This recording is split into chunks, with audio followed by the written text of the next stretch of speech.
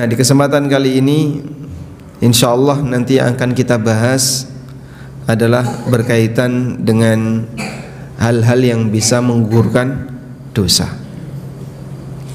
Bapak Ibu yang dimuliakan Allah Subhanahu wa taala, bagian dari hikmah Allah jadikan manusia itu berdosa. Allah berikan pada diri manusia ada yang disebut dengan hawa nafsu. Hawa nafsu ini punya sifat apa? Senang mengajak kepada keburukan. Maka ada istilah nafsul ammarah. Nafsul ammarah artinya dia senang ngajak manusia untuk melakukan keburukan. Allah Ta'ala berfirman, innan nafsa la ammaratum bisu'i illa ma rahima rabbi. Sesungguhnya nafsu itu senang ngajak kepada yang buruk kecuali mereka yang dirahmati oleh Allah. Makanya hawa nafsu yang ada pada diri hamba itu selalu ngajak orang sing penting enak, sing penting iso ngrasakno nikmat ketika di dunia. Nyun sewu nggih. Maksiat itu rata-rata enak mboten, Pak? Enak mboten? Enak. Contohnya napa? Pripun? Nah, makanya saya tanya ke jamaah, antara ngelakoni taat sama ngelakoni maksiat sing luwih enak sing pundi, Pak? Hah? Bagi orang normal secara manusiawi melakukan maksiat itu lebih enak karena dia sesuai dengan hawa nafsunya, sejalan dengan apa yang diinginkan oleh jiwanya. Yang Allah katakan dalam Al-Quran, innan nafsa la ammaratum bisu'. Sak temani hawa nafsu itu memerintahkan orang untuk melakukan yang buruk.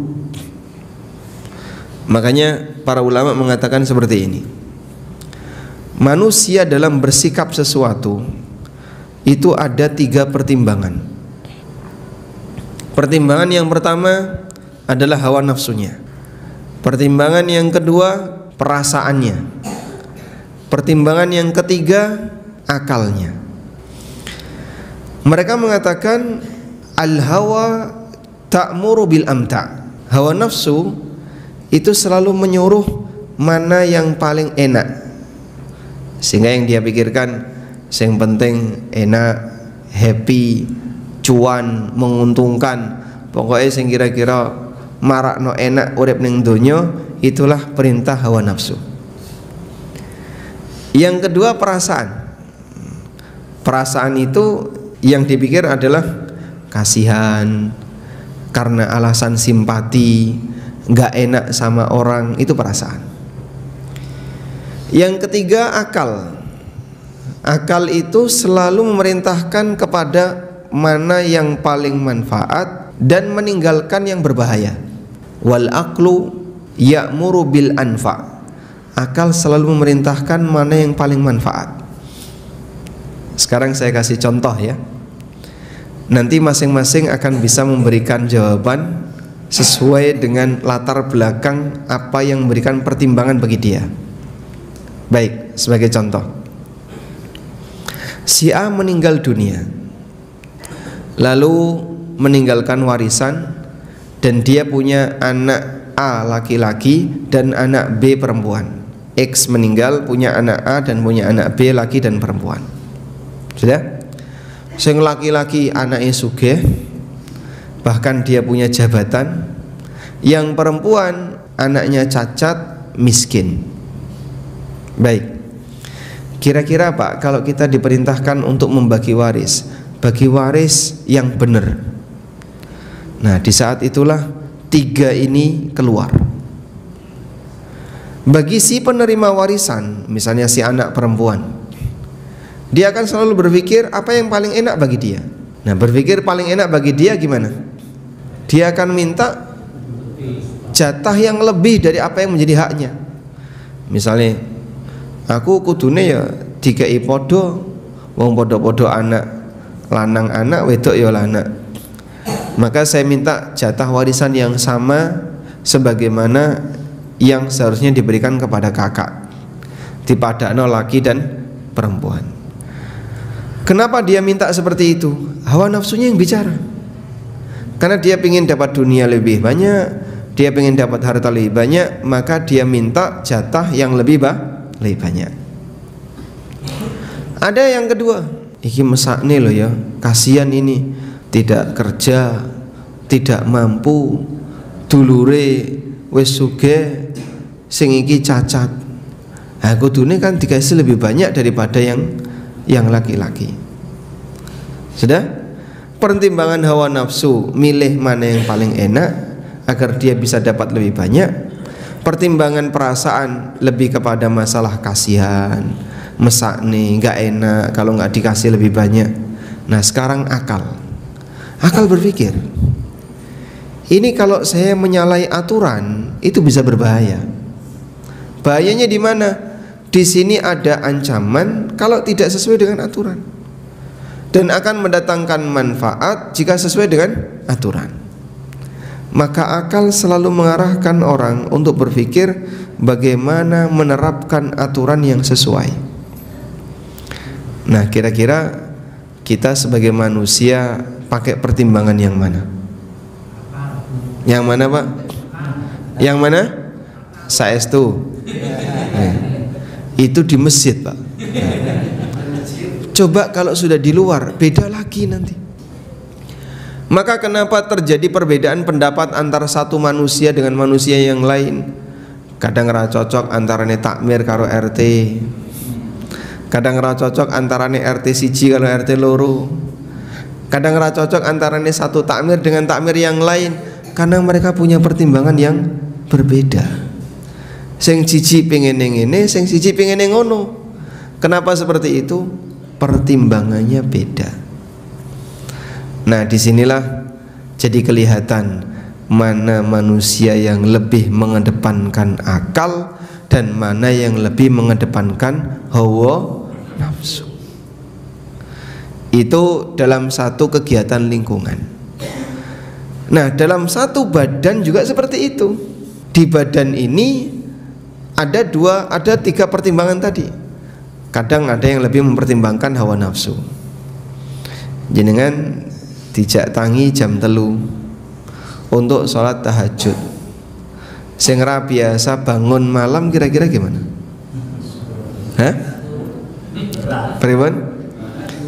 Ada 3 pertimbangan ya. Pertimbangan pertama hawa nafsu. Sek suwe subuhe turu sik bablas. Ini pertimbangan hawa nafsu. Pertimbangan perasaan, nanti kalau kamu bangun sekarang, nanti kamu pusing, kasihanilah dirimu, kasihan awakmu ini, istirahat dulu. Pertimbangan akal, dia milih, kalaupun saya bangun kayak saya nggak sakit, saya sehat, dan nanti fisik saya seger, saya bisa melakukan ibadah dapat manfaat, maka dia memaksakan dirinya untuk bangun melawan malas. Nah, dari 3 ini mana yang dominan, itulah yang terjadi. Mana yang dominan itu yang terjadi. Karena itu kita minta petunjuk kepada Allah Subhanahu wa taala, mohon bimbingan agar yang dominan itu yang mana, Pak? Yang bisa memberi pertimbangan yang terbaik, itulah akal.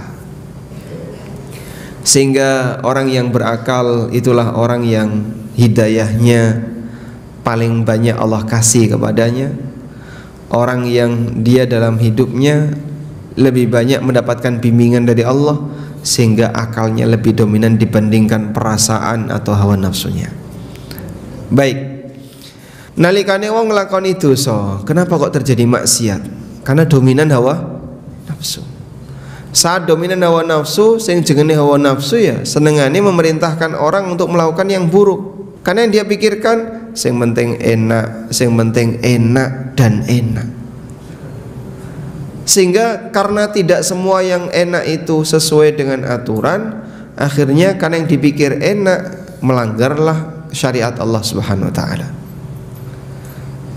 Nabi SAW pernah bersabda, "Lamma khalaqallahu al-jannata wan nar." Nalikane Allah Subhanahu wa taala selesai menciptakan surga dan neraka. Surga sudah selesai diciptakan, neraka sudah selesai diciptakan. Allah perintahkan kepada malaikat, wahai malaikat, coba kamu lihat surga dan kamu lihat neraka. Maka berangkatlah malaikat melihat surga. Lalu kemudian Allah tanya kepada dia, menurutmu bagaimana? Maka malaikat ini mengatakan, wa bi'izzatika ya Rabbi, dengan keagunganmu ya Allah, la yasma'u bihi ahadun illa dakhalaha. Setiap orang yang mendengar berita tentang surga, pasti dia punya keinginan untuk masuk ke dalamnya. Bagaimana menurutmu tentang neraka? Kemudian malaikat ini mengatakan, tidak ada satupun orang yang mendengar berita tentang neraka kecuali dia akan berusaha untuk menghindarinya. Lalu Allah Subhanahu wa taala mengelilingi surga dengan al-makarih, sesuatu yang tidak disukai oleh manusia. Wa khifatil jannatu bil makarih. Allah Subhanahu wa taala mengelilingi surga dengan sesuatu yang tidak disukai oleh manusia. Lalu Allah Subhanahu wa taala perintahkan kepada malaikat, sekarang lihat ke arah surga. Begitu dilihat, suasananya sudah berubah. Ada banyak hal yang tidak disukai oleh manusia yang ada di sekitar surga. Sampai kemudian malaikat ini mengatakan, aku khawatir tidak ada satupun orang yang bisa masuk surga, karena saking banyaknya hal-hal yang tidak disukai oleh manusia yang ditaruh oleh Allah mengelilingi surga.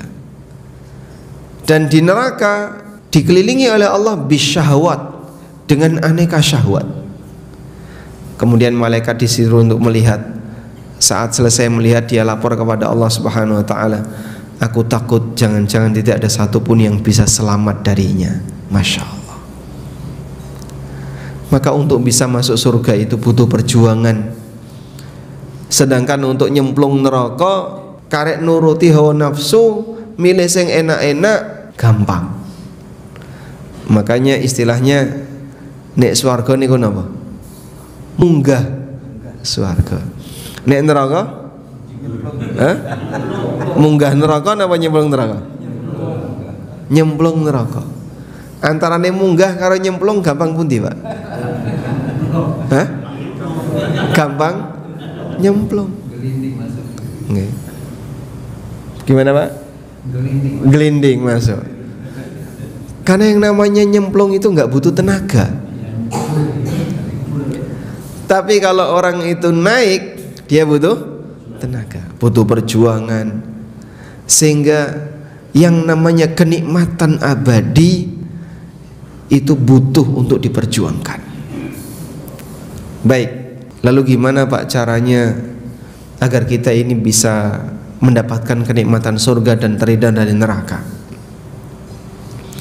Pertama yang perlu disadari Bapak Ibu yang dimulakan Allah, mukmin itu nalikane ning dunya, seorang mukmin ketika dia hidup di dunia diibaratkan oleh Nabi sallallahu alaihi wasallam seperti apa? Di penjara. Rasulullah sallallahu alaihi wasallam pernah bersabda, "Ad-dunya sijnul mu'min wa jannatul kafir." Sesungguhnya dunia itu penjara bagi mukmin dan surga bagi orang kafir. Kenapa dunia itu disebut sebagai penjara bagi mukmin? Karena orang yang beriman, dia menyadari Allah memberikan aturan, ini boleh, ini wajib, ini haram, ini dilarang untuk didekati dan seterusnya. Dan mukmin sadar, aku ini sedang di penjara. Karena aku di penjara, sing jenenge wong di penjara, Pak. Orang ketika di penjara bebas nggak, Pak? Tidak. Ada banyak aturan yang harus dia penuhi. Namanya di penjara ya, harus disiplin. Nggak boleh seperti ini, nggak boleh kayak gini, nggak boleh kayak gini, harus kayak gini, harus kayak gini, harus kayak gini. Karena dia sedang di penjara. Maka sadarilah, kalaupun ada aturan, kenapa ini boleh, kenapa nggak boleh? Karena ketika hidup di dunia, hakikatnya kita sedang di penjara. Jadi kalau sudah tahu kayak gini nggak protes. Mas, kenapa toh Mas? dikit-dikit kok haram, kalau nggak haram riba, kalau nggak riba goror. Isinya cuman nggak boleh. Bukan isinya nggak boleh, Pak, banyak yang boleh. Cuman mungkin Bapak terlalu sering bersinggungan dengan yang haram. Begitu Anda ngikuti kajian tentang masalah halal haram, rasanya banyak yang dilarang. Alhamdulillah masih diingatkan. Coba kalau Bapak tidak pernah perhatian dengan seperti itu, sampai mati dosa riba itu dibawa, sampai mati dosa yang haram itu dibawa. Dan tentu ketika konsekuensi di akhirat bisa lebih berat dibandingkan ketika di dunia. Baik. Nah, selanjutnya gimana kalau misalnya kita sudah terlanjur berbuat dosa?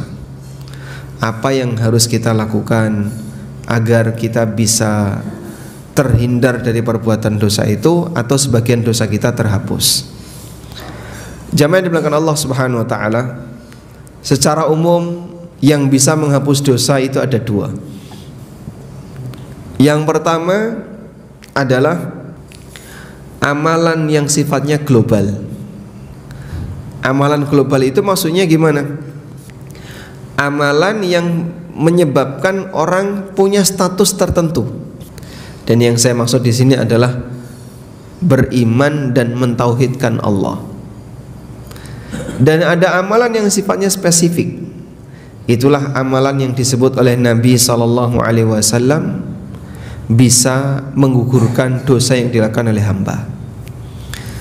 Sekarang kita sebut untuk amalan yang sifatnya global. Amalan yang sifatnya global yang bisa menghapus dosa adalah iman kepada Allah, mentauhidkan Allah, dan menjauhi semua bentuk kesyirikan dan kekufuran. Iman itu amal tertinggi yang menjadi syarat seorang hamba bisa dapat surga. Karena itu ada banyak sekali dalil yang berhak masuk surga hanyalah orang yang beriman. Sekecil apapun iman seorang hamba, dia punya hak untuk masuk surga. Nabi SAW pernah bercerita, "Idza dakhala ahlul jannatil jannah wa ahlun narin nara." Ketika penduduk surga sudah masuk surga, penduduk neraka sudah masuk neraka. Lalu ada orang yang ketika masuk neraka, dia nyari temannya. Ya Rabbi, di mana fulan dan fulan? Di mana si A, di mana si B? Wa kanu yusalluna ma'ana wa nasumu ma'ana wa yasumu ma'ana wa yahujjuna ma'ana. Dulu mereka pernah sholat bareng kita, pernah puasa bareng, pernah haji bareng. Kok enggak ada di surga? Lalu Allah Subhanahu wa taala perintahkan, golek ana kancamu, cari temanmu itu yang ada di neraka. Akhirnya dia masuk ke dalam neraka, nyari temannya. Ciri apa yang dijadikan sebagai penanda kalau yang bersangkutan ini mukmin? Iman yang ada dalam hatinya. Dengan iman itu dia diselamatkan. Sampai Allah Subhanahu wa taala mengatakan, akhriju man kana fi qalbihi mithqala dzarratin minal iman. Keluarkanlah orang dari neraka walaupun dalam hatinya hanya ada seberat dzarrah berupa iman. Iman seberat dzarrah. Dzarrah niku napa, Pak? Biji sawi itu khordal. Khordalin itu biji sawi. Dzarrah niku napa? Tepung. Dzarrah, apa dzarrah? Jenengan pernah lihat ada cahaya matahari yang masuk ke dalam rumah kita? Ya? Nah, terus kelihatan apa itu? Seperti ada titik-titik debu yang terbang. Bapak goyang tangan dikit aja, dia terbang jauh. Betapa ringannya titik debu itu. Pernah nggak lihat timbangan yang paling sensitif? Ada timbangan sensitif ya. Jenengan gerakkan tangan gini, angkanya bisa berubah. Hanya kena angin dikit. Sudah? Yang nempel di timbangan itu debunya ada nggak? Ada, tapi angkanya 0. Manusia nggak bisa nimbang debu itu. Berapa sih beratnya debu ini? Itulah dzarrah. Anak cilik kayak ini dihitung oleh Allah Subhanahu wa taala, apalagi yang besar-besar. Faman ya'mal mithqala dzarratin khairan yara wa man ya'mal mithqala dzarratin syarran yara. Sing nglakoni apik seberat dzarrah bakal melihat, sing nglakoni elek seberat dzarrah bakal melihat. Maka waspadalah apik elek nalikane urip ning donya, baik maupun buruk ketika hidup di dunia, walaupun sangat kecil nanti akan dipertanggungjawabkan di yaumil qiyamah. Sehingga tolong diwaspadai yang semacam ini. Karena itu Nabi SAW ingatkan bahwa ketika seorang hamba itu melakukan perbuatan dosa, dia seperti mengotori hatinya. Idza adnabal abdu dzanban, nalikane manungsa niku nglakoni dosa, nukitat fi qalbihi nuktatun sauda, maka di hatinya dikasih noda hitam. Makin banyak dosa, titik. Nek dosane gede, ora mung titik, iso langsung saplok. Fa in taba wastaghfara, nalikane dia taubat dan istighfar, sukila qalbuhu, hatinya dibersihkan. Nglakoni dosa meneh, tambahi titik meneh. Dan itu berkali-kali yang terjadi pada diri kita. Maka kita ini seperti ngasih noda, dihapus, noda, dihapus lagi, sampai yang terakhir. Nah, moga-moga yang terakhir itu penghapusan. Ketika orang melakukan kegiatan ibadah atau berbuat taat, lalu sampai mengakhiri hidupnya dalam kondisi taat, itu bisa menjadi kafarah untuk dosa-dosanya. Baik, Nabi SAW juga memberikan janji bagi mereka yang mentauhidkan Allah, maka dia akan mendapatkan ampunan dari Allah Subhanahu wa taala. Ada sebuah cerita yang besok akan terjadi di yaumil qiyamah. Sudah pernah dengar ceritanya belum? Hah? Oh, belum diceritakan ya? Masya Allah. Baik. Jadi ceritanya kayak gini. Yu'ta birajulin wa ma'ahu tis'atun wa tis'ina sijlan. Besok di hari kiamat akan didatangkan seseorang yang dia membawa 99 catatan amal. Kullu sijlin madal basar. Satu catatan amal itu sejauh mata memandang.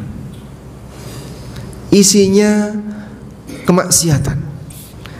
Sampai kemudian setelah orang ini membaca bukunya, Allah tanya sama dia, halaka min undrin, apakah kamu punya uzur? Gak ada ya Allah. Hal zalamaka kitabayal hafidun, barangkali malaikat mendolimimu, kamu tidak pernah berbuat tapi di situ tertulis. Jawab dia, nggak ada ya Allah, semuanya benar. Atau mungkin kamu lupa tapi tertulis sengaja, padahal sebenarnya kamu tidak sengaja. Nggak ada, semuanya benar. Masya Allah.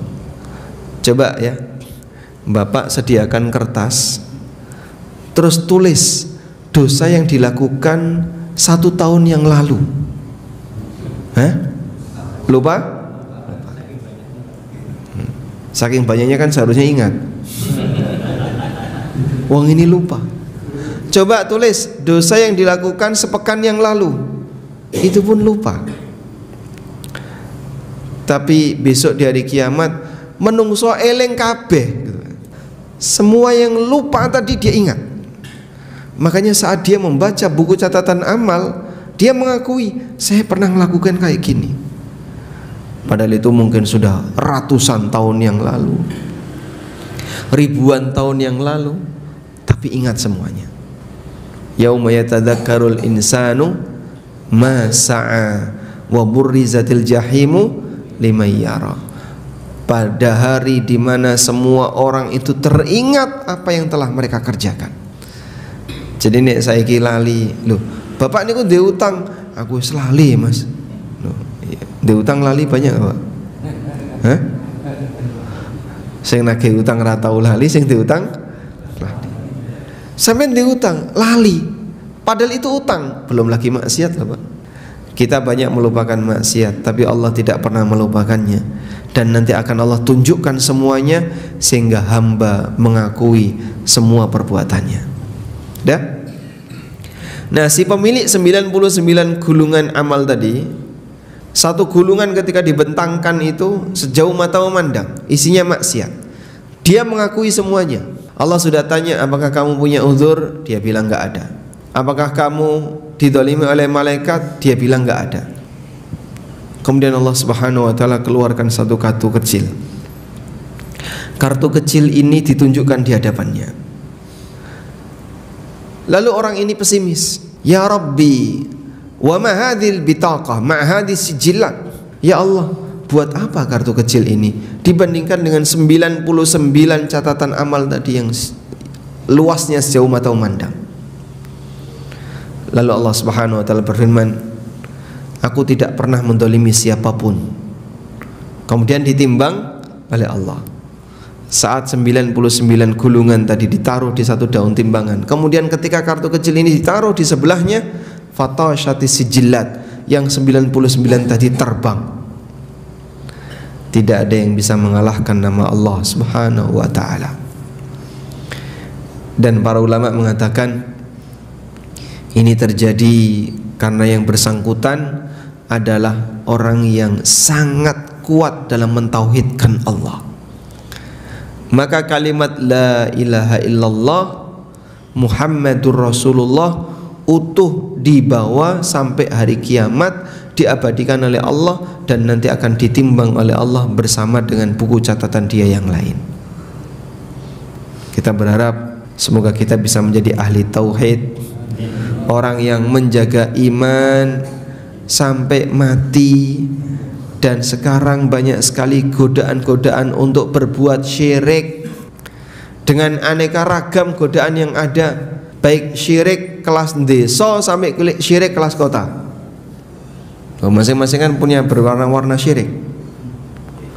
Dolanan kelenik itu banyak nggak Pak? Dolanan kelenik Pak? Banyak. Dolanan jin banyak nggak? Main dukun banyak. Dan nggak pandang bulu, sampai zaman teknologi pun orang masih kenal yang seperti itu. Kadang bahkan ditayangkan di TV. Itu muridnya banyak Pak. Disebut ilusionis. Nah, itu model syiriknya orang modern dia. Sebutannya apa? Ilusionis. Dia bisa terbang, dia bisa apa lagi? Bisa ngilang, bisa nembus benda-benda padat dan seterusnya. Hakikatnya apa? Sihir. Muridnya itu banyak. Terus dia buka pengobatan alternatif, lalu dia buka belajar ilusionis. Hakikatnya itu belajar syirik, belajar perdukunan. Ada juga yang dikemas dalam bentuk film ya, atau komik Harry Potter itu, nah, misalnya, sehingga orang merasa bahwasanya dia itu digiring kepada hal kelenik tanpa sadar. Loh, ini kan buatan barat, mosok kelenik ono ning barat, cari sapa? Enggak ada.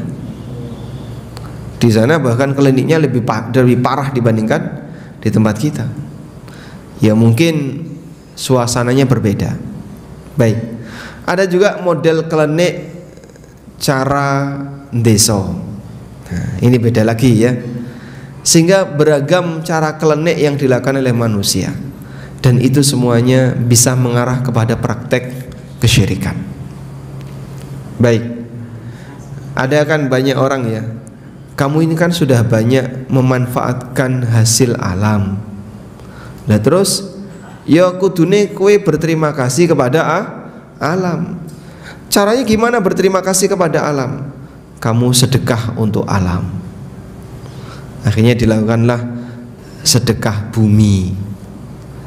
Ada yang bentuknya sedekah gunung, ada yang ngelarung dan seterusnya. Kemudian dikasih nama merti. Dalam rangka apa? Berterima kasih kepada alam. Secara logika nyambung nggak Pak? Secara logika nyambung nggak? Saya kasih ilustrasi sedikit ya. Ada warga yang mereka sering mengambil hasil dari sungai. Dikeruk pasirnya, diambil batunya, ikannya dan seterusnya. Sudah? Dia dapat manfaat dari sungai itu. Baik. Lalu dia berpikir kayak gini, karena kita sudah sering mengambil hasil dari sungai, berarti kita harus berterima kasih kepada sungai. Bentuknya gimana kamu berterima kasih kepada sungai? Bukan kerja bakti ngeresiki sungai, tapi dia sajen di sungai. Nah, namanya sajen itu kan berarti menaruh sesuatu yang bukan unsur sungai tapi ditaruh di sungai. Borupane panganan, ada yang bentuknya makanan atau dedaunan atau buah-buahan dan seterusnya, ditaruhlah di sungai. Kira-kira itu membersihkan sungai atau ngotori sungai? Ngotori sungai atas nama merti desa. Salah napa bener nih kok Pak? Ya sebagai orang yang punya tauhid salah. Lu kok bisa? Apa salahnya kita berterima kasih kepada sungai? Yang menciptakan sungai niku sinten? Allah. Maka seharusnya Anda berterima kasih kepada Allah yang telah memberi sungai. Nah, cara berpikir seperti ini sudah ada sejak masa silam. Orang musyrikin, mereka itu karena merasa sudah banyak mendapatkan jasa dan kebaikan dari matahari, bulan dan benda-benda yang lain, maka mereka berterima kasih kepada benda-benda itu dengan cara menyembahnya. Sehingga Allah ingatkan dalam Al-Quran, Allah lah yang menciptakan langit dan bumi. La tasjudu lisyamsi wala lil qamar, maka kalian jangan sujud kepada matahari dan bulan, tapi sujudlah kepada Allah yang telah menciptakan semuanya.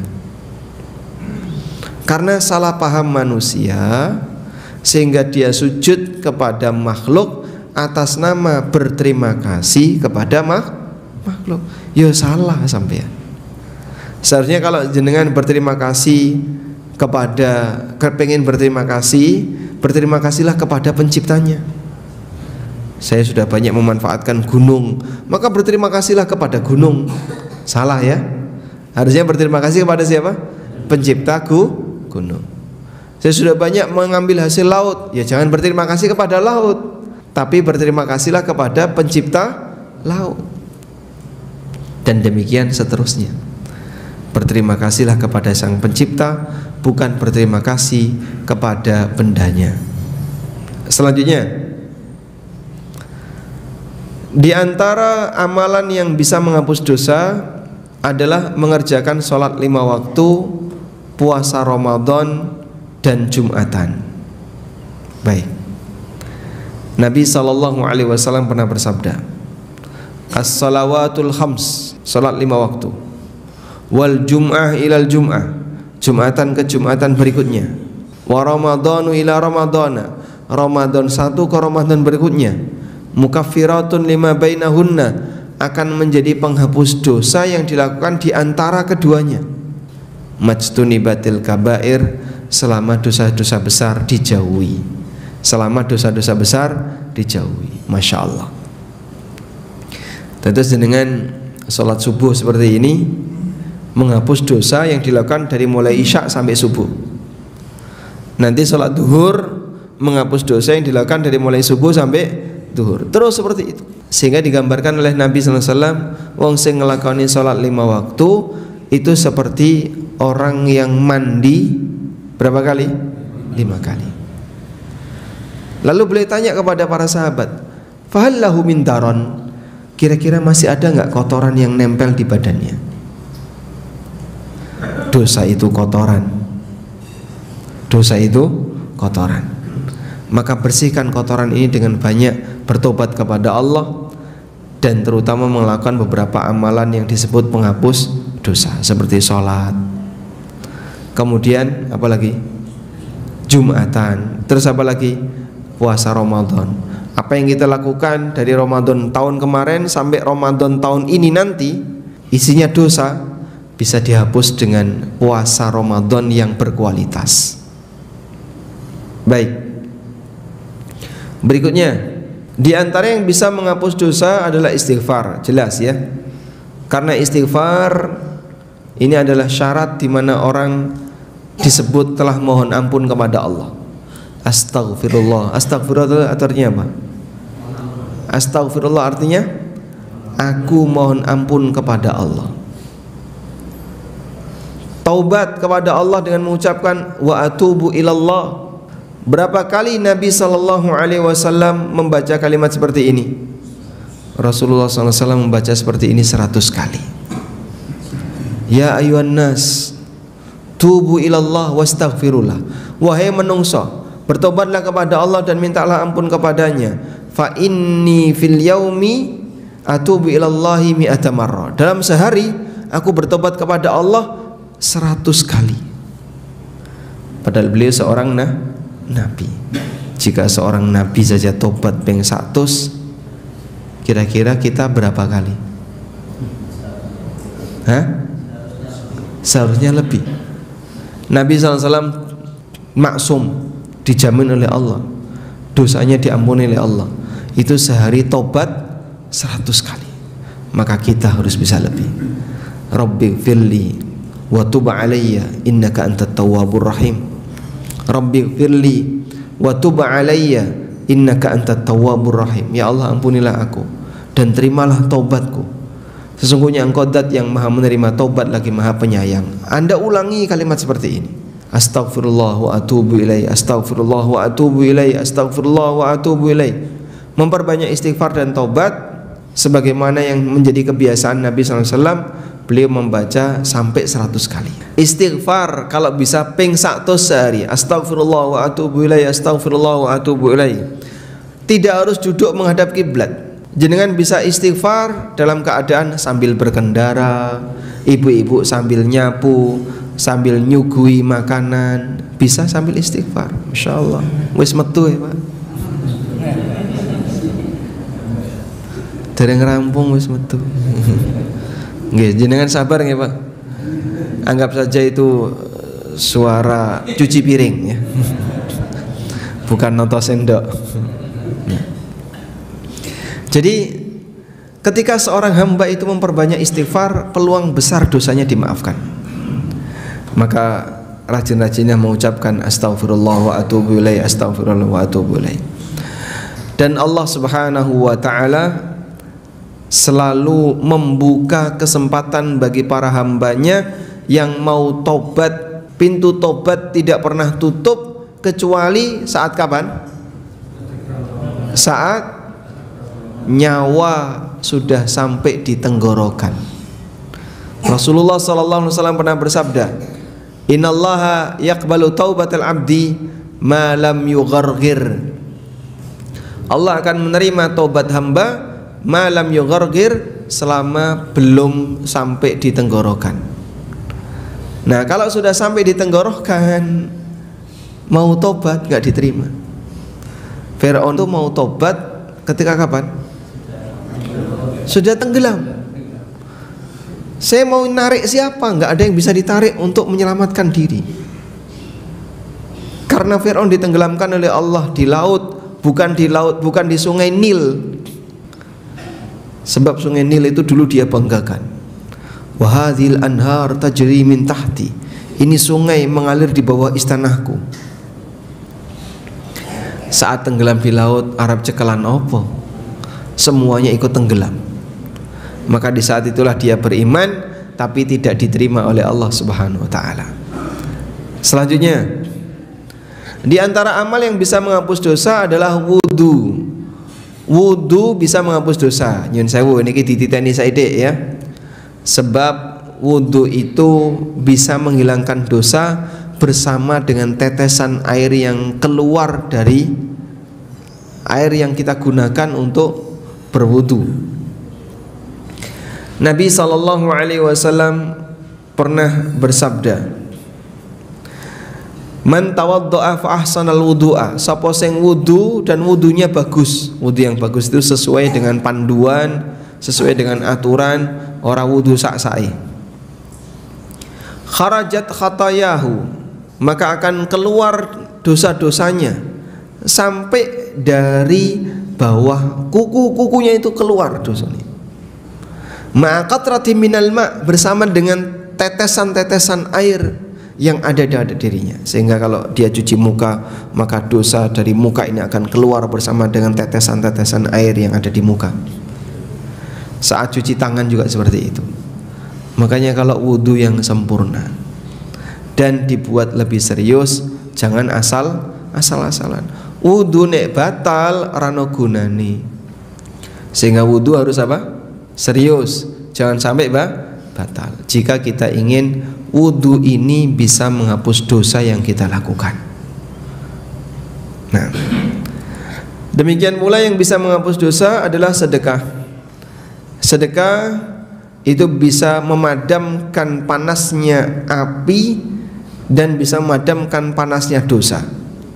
Rasulullah sallallahu alaihi wasallam pernah bersabda, "Ala adulluka ala abwabil khair?" Maukah kutunjukkan kepadamu pintu-pintu kebaikan? Kemudian Rasulullah SAW mengatakan, as-saumu junnatun, puasa itu sebagai tameng.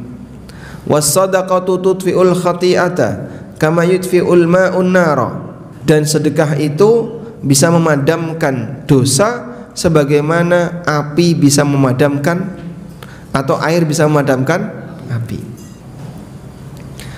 Gambaran yang diberikan Nabi SAW, karena dosa niku panas, sedangkan air itu ibadah yang dilakukan oleh hamba sifatnya dingin, bisa menghapus yang panas.